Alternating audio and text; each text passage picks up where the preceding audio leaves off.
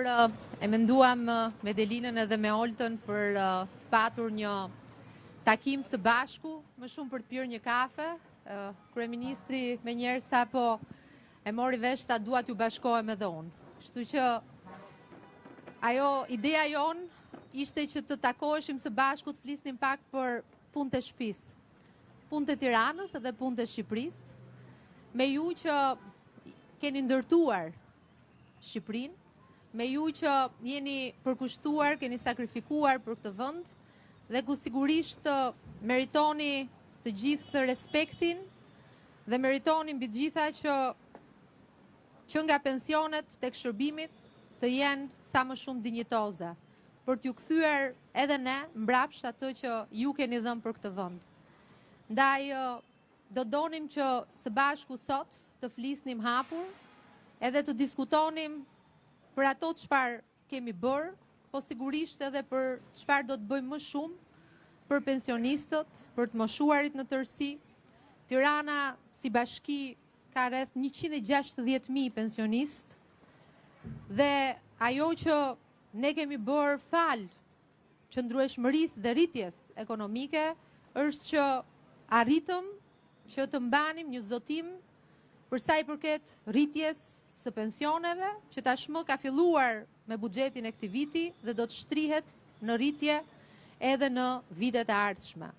Ndaj, për ne është shumë e rëndësishme që t'ju garantojmë ju pensione dinjitoze, ashtu sikurse dhe shërbime cilësore, shërbime të afërta, afër vendbanimit, qoftë sa i përket shëndetësisë, qoftë sa i përket shërbimeve sociale, për të moshuarit e vetmuar gjithashtu do bëjmë edhe më shumë sa i përket shërbimeve në familje. Nuk dua të zgjatem shumë në fjalën time hapse, sepse në këtë cikël komunikimi që ne kemi nisur për sa i përket punëve të Shqipërisë, për ato që ne po bëjmë, jo vetëm për sa i përket punëve të mëdha të infrastrukturës, të ndërtimit të gjithë shërbimeve, ajo që është për ne e rëndësishme është si ndikon ekonomia në jetën e përditshme. Dhe ju jeni ajo kategori për cilën ne jemi duke punuar fort që të keni pikërisht atë që duhet, nisur nga pensione dinjitoze deri tek shërbimet cilësore dhe të aksesueshme për të gjithë. Pa u zgjatur më shumë, dua që ta kaloj fjalën tek Ministrja e Ekonomisë, Delina Ibrahimaj, dhe më pas tek kryeministri dhe tek ju për pyetjet, sugjerimet apo çdo gjë që ju mendoni që i vlen këtij momenti dhe asaj që ne duhet bëjmë më mirë. Faleminderit. Faleminderit Ogerta. Mirëmëngjes të gjithëve. Kryeministër, mirë se erdhe në njësi numër 2. Unë përveç se jam Ministre e Ekonomisë, sot këtu jam edhe si banore e njësisë numër 2, edhe si drejtuese politike e sapo bashkuar njësisë numër 2. Ndaj, në të gjithë diskutimet që kemi filluar të kemi, një nga grupimet më të rëndësishme është grupimi i moshës së tretë, i gjyshërve, i gjysheve, dhe diskutimet me ta, që në fakt janë shumë të kujdesshëm në përgjithësi për gjithë politikat, po sigurisht që janë shumë më të kujdesshëm për politikat që prekin të ardhurat e tyre. Që në kryet herës ne kemi dashur gjithmonë që të flasim për rritjen ekonomike dhe rritjen ekonomike ta konkretizojmë në rritjen e të ardhurave të gjithë individëve. E filluam në fillim me rritjen e pagave dhe sapo ndërmorëm masën, reformën e rritjes së pagave në administratën publike, e tham që reforma mbrapa do të jetë rritja e pensioneve. Dhe në fakt, 2 vite fiks mbasi rritën pagat, ne vendosëm që do të rrisim të ardhurat e pensioneve, do të rrisim të ardhurat e pensioneve për kategori të ndryshme, sipas kontributeve dhe viteve të kontributeve. Ne që në fushatën gjatë vitit kaluar deklaruam se në vitin 2030 nuk do të ketë më pensione të plota nën 400.000 lek, nën 400 euro, pra pensione me vite të plota pune, dhe nuk do të ketë pension nën 200 euro. Dhe dal nga dal kemi projektuar një trajektore rritëse ku çdo vit do të ketë një bonus më të madh se sa vitin përpara, ose saktësisht 2 fishi bonusit të vitit përpara, derisa çdo pension të arrijë në këto targete. Pensionet që nga viti 2013 janë më shumë se sa dyfishuar. Ne morëm në vitin 2013 situatën që pensionet ishin 86 euro, ndërsa në vitin 2025 pensioni mesatar e kam fjalën, pensionet janë 189 euro. Pra, shihni që puna me pensionet është bërë, dal nga dal është mjaftueshëm, jo nuk është mjaftueshëm, dhe kjo është arsyeja pse duam që në këtë 4 vjeçar të vazhdojmë të punojmë për të dyfishuar. Po për më konkretisht, se çfarë kemi bërë për të gjitha kategoritë e pensioneve, do t'ja jap fjalën Oltës, e cila jo vetëm që është zëvendësministre që mbulon fushën e pensioneve, por është dhe deleguar politike në njësi numër 2, njësoj si unë, dhe është dhe banore njësi numër 2 bashkë me të gjithë juve këtu. Faleminderit edhe që më dhe fjalën për të sqaruar pak më shumë mbi reformën e pensioneve që po bëjmë, ashtu siç e sqaroi dhe ministrja. Ne kemi ndërmarrë një iniciativë për kompensimin e të ardhurave të pensionistëve. Të ardhurat e pensionistëve do rriten nëpërmjet politikës bonuseve, ndërkohë që baza e pensioneve do vijoj të rritet si çdo vit nëpërmjet indeksimit me indeksin e çmimeve të konsumit. Pra, ajo që parashikohet si rritje e pensioneve reflektohet çdo vit duke marrë parasysh se sa rriten çmimet. Bonusi është tjetër gjë, është një kompensim i të ardhurave në mënyrë që ju të keni mundësi që të bëni më shumë shpenzime. Si e kemi menduar, që të jetë sa më e drejtë, sepse gjithë ata që kanë kontribuar më shumë në skem, pra ata që kanë vite të plota, që kanë dalë në pension varësisht vitit ku kanë dalë, 35 vite, 36 vite, 37 apo deri në 40 vite, ata sigurisht ju takon të marrin më shumë sepse kanë kontribuar më shumë me punën e tyre kundrejt skemës. Ata do marrin çdo muaj 18.000 lek, vitin e parë, vitin e dytë do marrin 36.000 lek, pra 2 fishin, vitin e tretë do 3 fishohet, do 4 fishohet dhe do 5 fishohet deri në 2030. Pra, ka nisur me 18 në muaj, jo në vit, dhe e njëjta gjë do 2 fishohet, do 3 fishohet për vitet në vijim, është parashikuar e gjitha në buxhet. Për ata të cilët kanë një pension me vite të pjesshme, pra nuk kanë plotësuar 35, 36, 38 apo 40 vite në varësi të vitit ku ka dalë, ata do të trajtohen me një bonus, të cilin e kemi quajtur bonus për pensionet e pjesshme, dhe për gjithë ata që e kanë pensionin nën 220.000 lek, do marrin rreth 8.000 lek në muaj, vitin e parë, 16 vitin e dytë, 18 vitin e tretë, e kështu me radhë. Tani pse është menduar që të marrin masa të ndryshme pensionistë të ndryshëm, sepse siç e tham në fillim, nuk është e drejtë që një pensionist që kanë kontribuar më shumë kundrejt skemës ta ketë pagesën e bonusit të barabartë me një pensionist i cili ka kontribuar me vite të pjesshme. Patjetër që nga ana sociale të dy vlen një lloj dhe të dy kanë të drejtën për ta marrë bonusin, por një diferencim i vogël duhet bërë dhe kjo bëhet më shumë edhe për ata të cilët janë sot në kushte pune, që të mos mendojnë që ne kur dalim pension do marrim gjithë një lloj, sepse qeveria do na japi gjithëve një lloj. Në fakt do marrin pak më shumë ata që kanë derdhur pak më shumë djers, dhe besoj se ky është një parim shumë i drejtë, që është jo vetëm skema shqiptare të pensioneve, por gjitha skemat në botë. Edhe kur bëhet lidhja e pensionit, pas pensionit bazë, i cili është i përcaktuar një masë fikse se sa do të jetë, për çdo vit pune merret 1% më shumë. Pra që tek lidhja e pensionit, masa kontributive është shumë e rëndësishme. Prandaj dhe shpërndarja e bonuseve është menduar në këtë lloj forme. Shumë pyetje bëhen edhe për bonusin e fundvitit, nëse bonusi i fundvitit do jepet apo jo. Në fakt bonusi i fundvitit është i parashikuar gjithmonë në buxhet dhe atë e marrin të gjithë pensionistët një lloj, sepse bonusi i fundvitit në fakt është një kompensim që jepet për festat, është një kompensim që duhet ta marrin gjithë një lloj. Pra nuk lidhet me vitet e kontributeve apo sa ka punuar gjithë secili në jetën e tij, por është një bonus, është një shpërblim, është një dhuratë që qeveria jep gjithmonë në fund vitit dhe që do vijoj ta japi. Unë nuk po e zgjas më shumë, po sigurisht që nëse në fund do keni pyetje, patjetër që jemi shumë gatshëm që t'ju përgjigjemi gjitha. Dhe do ja kaloj fjalën kryeministrit. Okej, faleminderit.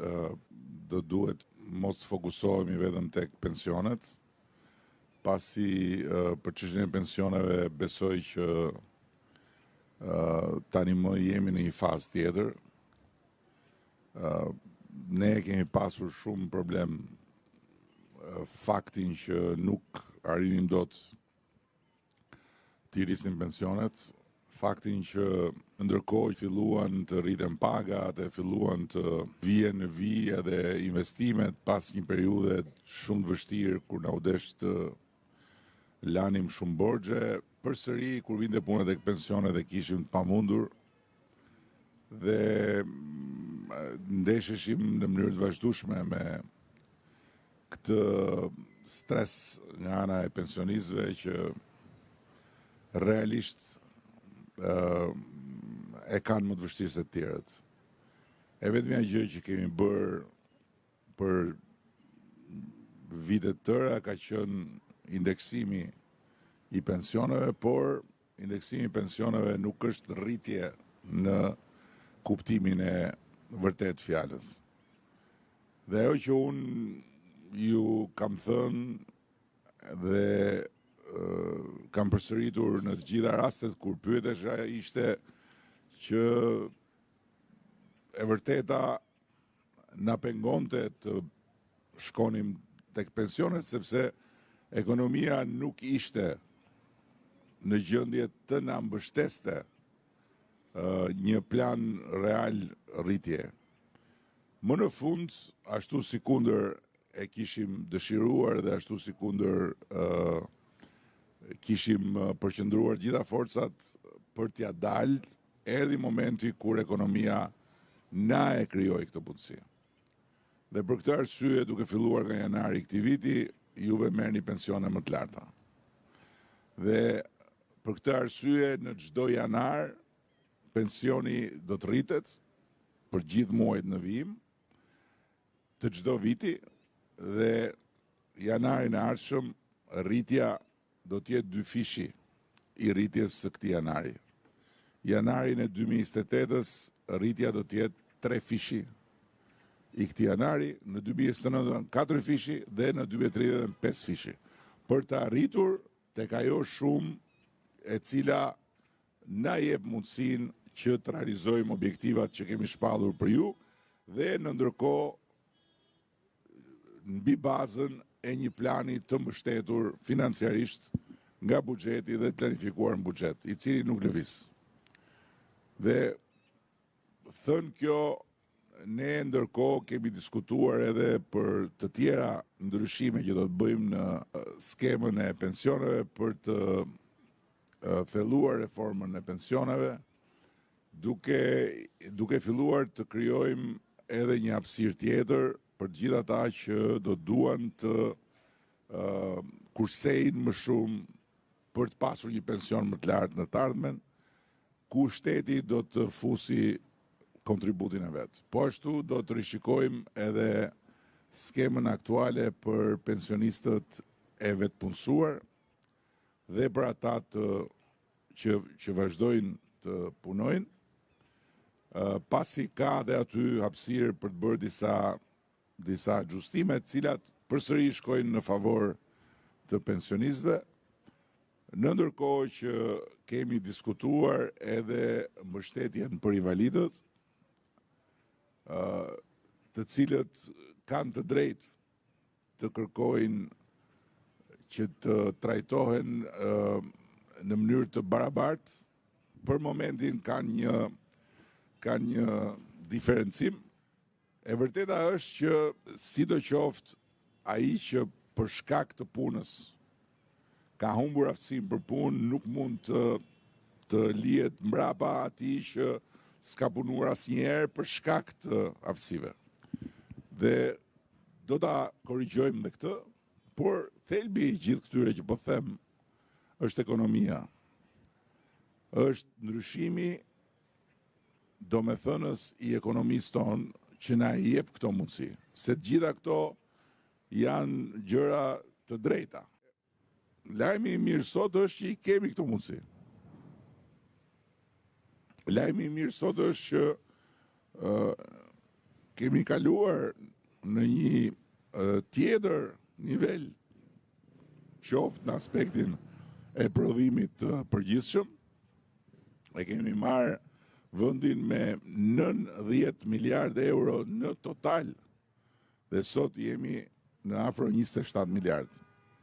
E kemi marrë vendin me të ardhura për frym nën 3.000 euro në vit, sot jemi mbi 11.000 euro. Dhe vetëm nga 2024-2025 të ardhurat për frym janë rritur me mbi 1.000 euro në vit. Që do thot jemi në kushtet kur edhe rritja ekonomike e qëndrueshme na ndihmon. Na ndihmon të adresojmë shumë çështje që duheshin adresuar, por s'mund të adresohesh. E kemi marrë vendin me 2 milione ca turist, ndërkohë që sot jemi tek 12 milion turist vizitor me pasaportat huaja. Ku hyn edhe ata shqiptarë që kanë pasaportat huaja, patjetër që vinë në Shqipëri për pushime, po kështu kalkulohen në të gjithë botën. Pasaportat e huaja, 12 milion. Dhe në atë kohë kemi pasur 300-400 milion euro investime mesatarisht të huaja, sot jemi mbi 1.5 miliardë. Dhe prap ka hapësirë për të bërë më shumë dhe prap kemi plane për të bërë më shumë. Por ajo që juve e dini shumë mirë dhe ju faktikisht politikën e dini më mirë se tjerët, edhe prandaj në shumicë dërmuese votoni që kjo qeveri të vazhdoj punën, se njihni më mirë politikën se tjerët.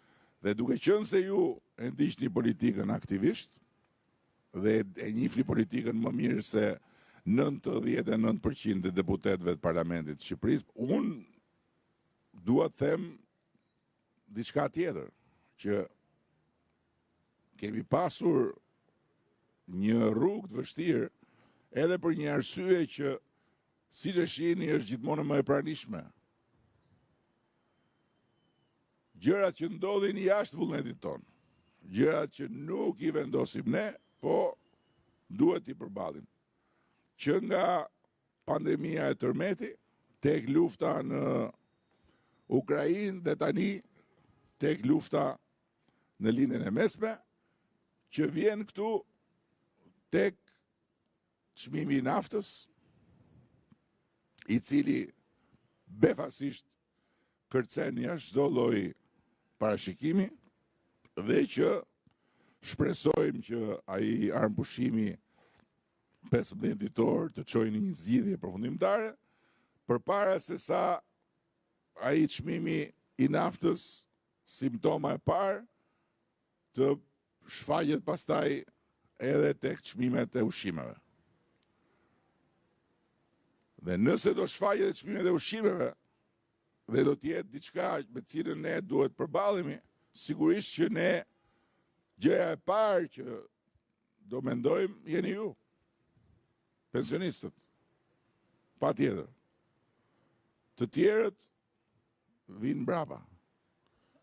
Ju jeni të parët.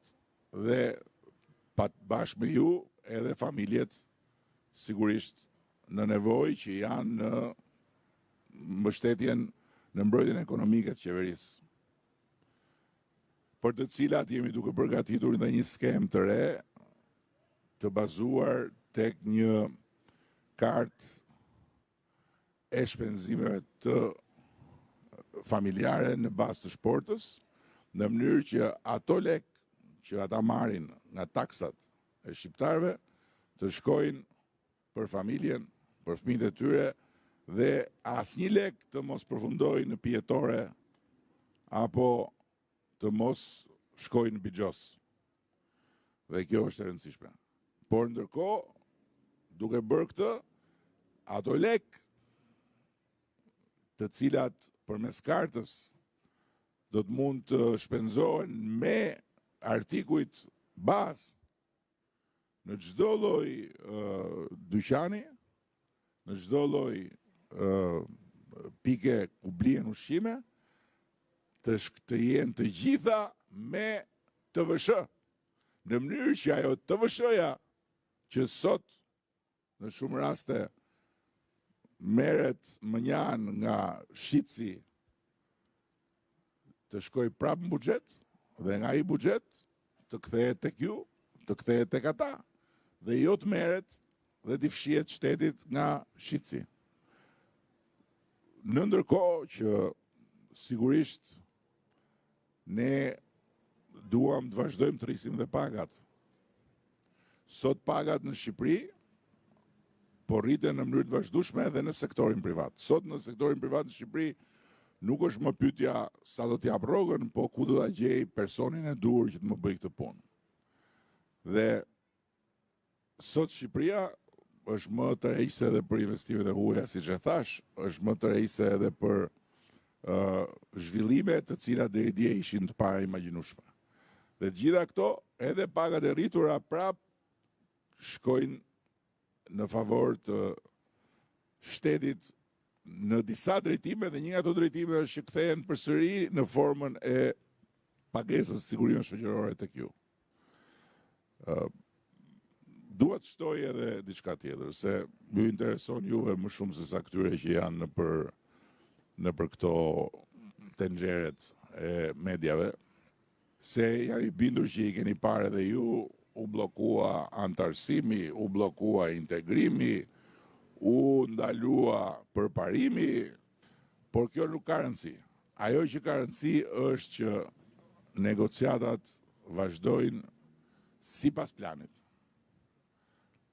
Dhe në këtë fazë jemi në kushtet kur kemi hapur gjithë kapitujt e negociatave dhe tani jemi duke diskutuar me Komisionin Evropian, duke negociuar ato që quhen piketat e ndërmjetme, janë një sër piketash të ndërmjetme me cilat bie dakord me Komisionin Evropian, që për X gjëra afatet janë këto.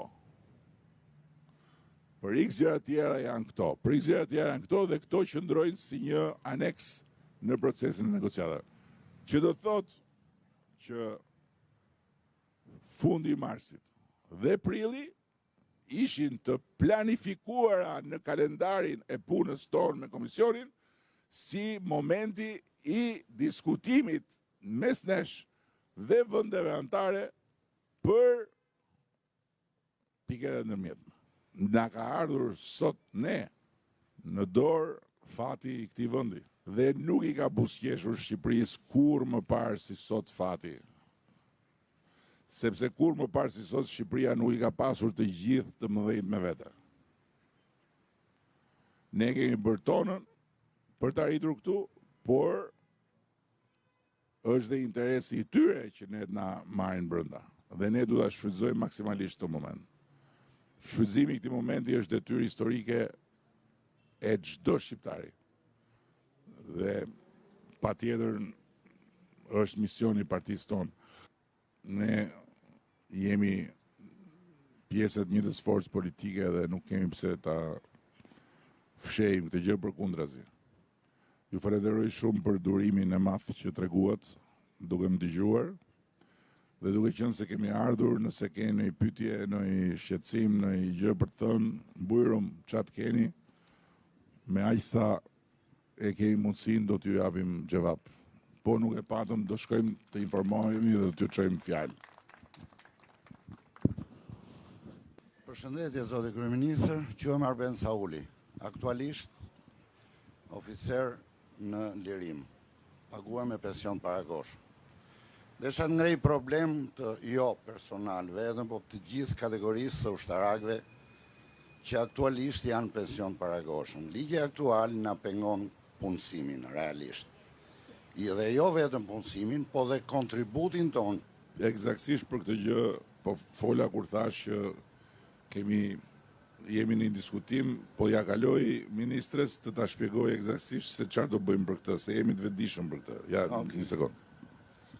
Atëre, siç është ligji aktualisht, juve po të vazhdoni të punoni dhe të riqni pensionin paguani kontribute dhe nuk merrni asnjë lloj bonusi shtesë në llogaritjen e pensionit.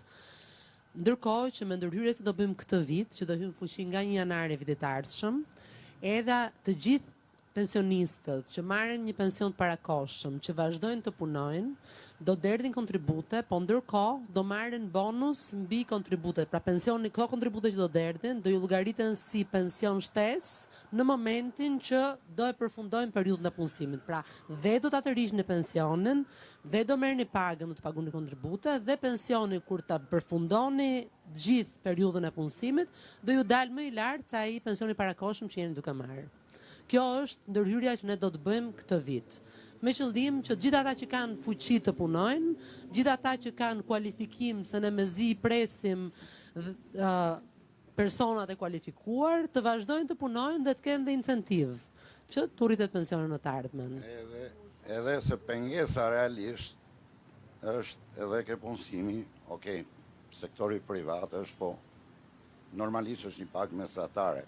Dhe aktualisht i bie që të punosh për 20.000 lek, 25.000 lek, treja, maksimumin në muaj. E dyta është që në institucione tjera, qoftë dhe shtetërore, në shumë raste na quhen overqualified edhe nuk e di. Ka vështirësi, realisht. Ne sidomos ju falenderojnë që ose keni menduar për kategorinë tonë, sepse është realisht problem. Faleminderit. Sidomos për profesione të veçanta, madje ne do të kemi një vëmendje të shtuar që profesionistët t'i mbajmë në punë dhe të mund edhe të japin kontribut akoma, edhe të mund t'i paguajmë akoma më shumë, sepse kemi disa profesione, nuk e di specifikisht rastin tuaj, po kemi disa profesione të cilat janë në zhdukje dhe kemi interes që edhe t'i paguajmë më shumë, edhe t'i mbajmë më shumë në punë, edhe në shtet, edhe në privat.